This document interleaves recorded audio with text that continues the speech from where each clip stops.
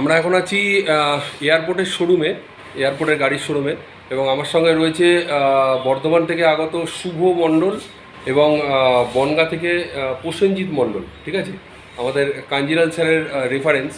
তো কথা হচ্ছে এই যে ধরুন আমাদের এই এয়ারপোর্টের শোরুম, অনেক গাড়ি বিক্রি হয়ে গেছে, গাড়ি অনেকটাই কমে এসছে। তো আমাদের শুভ ভাই বলছে যে, আমার একটু খারাপ লাগলো ব্যাপারটা, শুভ ভাই বলছে যে গাড়ির শোরুমে গাড়ি অনেক কম আর বাইকটা দেখতে পেলাম না। সত্যিই তাই, ইয়ং জেনারেশান, একদম ইউথ লিডার, বুঝতেই পারছেন। তো ও এসেছিলো অনেক দূর থেকে বাইকটা দেখার জন্য, বাইকটা দেখতে পেলো না, এটা খুব দুঃখের বিষয়। তবে আমি চাইবো যে যাতে ওর কাছে ইউটিউবের মাধ্যমে সমস্ত আমাদের ব্রাভো মডেল যা আছে সমস্ত মডেলগুলো যেন আমরা সবাই মিলে একটু কোঅপারেট করে ওর কাছে যেন পাঠিয়ে দিই। ঠিক আছে, আমি আপলাইনের কাছে এটা রিকোয়েস্ট করব।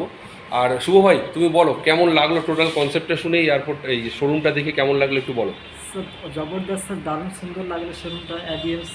এটিএম যে লাইভ শোরুমটা এসে সমস্ত কিছু স্যার ঠিক আছে, ঠিক আছে। যথেষ্ট পরিমাণে আমাদেরকে অলোক স্যার বুঝিয়েছেন জিনিসটা, ঠিক আছে। যথেষ্ট পরিমাণে এখানে বুঝতে পেরেছি জিনিসটা। এবং টোটালি হচ্ছে স্যার আমার একটু খারাপ লাগলো যে বাইকটা ডিফারেন্ট দেখতে পারলাম না। স্যারকে রিকোয়েস্ট করলাম, স্যার খুব তাড়াতাড়ি ব্যবস্থা করে দেবে, সেদিক থেকে স্যার আমি অসংখ্য ধন্যবাদ জানাচ্ছি অশোক স্যার। হ্যাঁ, প্রসেনজিৎ ভাই তুমি একটু বলো কিছু, তোমার কেমন লাগলো? এটিএমস আমরা তো ইউটিউবেতে দেখছিলাম ভিডিওগুলো, লাইভ কথাবার্তা হয়েছে অনেক সিনিয়রের সাথে, যে একটু সামনাসামনি এসে দেখলাম যে সত্যি কি জিনিসটা আছে কি না, ঠিক আছে। ওইটাই পরীক্ষা করতে আসলাম, ব্যাস আর কিছু। তাহলে সবাই মিলে একবার জয় অ্যাডামস, জয় অ্যাডামস। জয় অ্যাডামস। হ্যাঁ।